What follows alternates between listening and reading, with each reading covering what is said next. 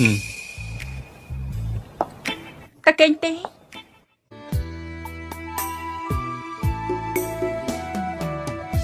្ដាយណាស់ស្ដាយចិត្តណាស់និតស្រស់ស្រីមិនគួរពីស្អីលេចគ្រាកងសតអូនភ្លេចសំដីដានស្រីបានស្បត់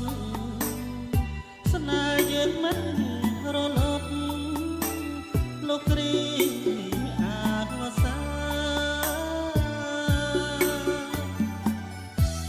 មកដល់ដីក្រុងអូនស្លងភ្លេចអស់ភ្លេចភាពជាស្រីចិត្តស្មោះ